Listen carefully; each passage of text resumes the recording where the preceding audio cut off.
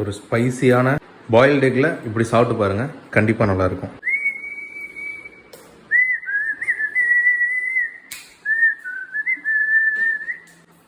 தோசைக்கல் ரெடியாக இருக்குது, பாயில்டு எக் ரெடியாக இருக்குது. இதை வச்சு சிம்பிளான ஒரு ரெசிபி செய்வோம். இருக்குது, உடச்சிக்கலாம். தோசைக்கல் ஹீட் ஆகிட்டு இருக்கு. 4 ingredient: oil, salt, chilli powder, boiled egg, அவ்வளோதான்.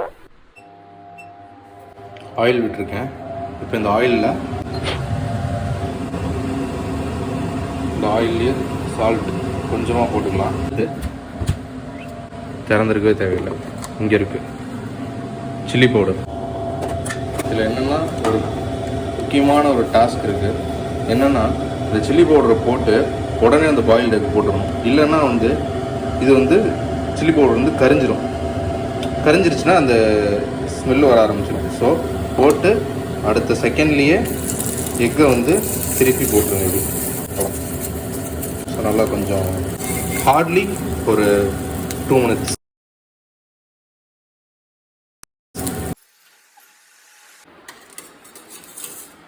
ஒரு சிம்பிளான ஒரு எக் ரெசிபி. சூடாக இருக்குது. Have a byte. எப்படி இருக்குது பார்த்தீங்களா?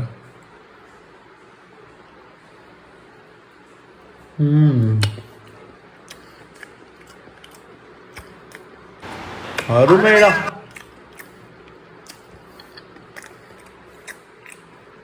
ஒரு தடவை பாயில்டு எக் இப்படி சாப்பிட்டு பாருங்க. அடுத்த தடவை கண்டிப்பாக பாயில்டு எக் இந்த மாதிரி தான் நீங்கள் சாப்பிடுவீங்க. I'm sure.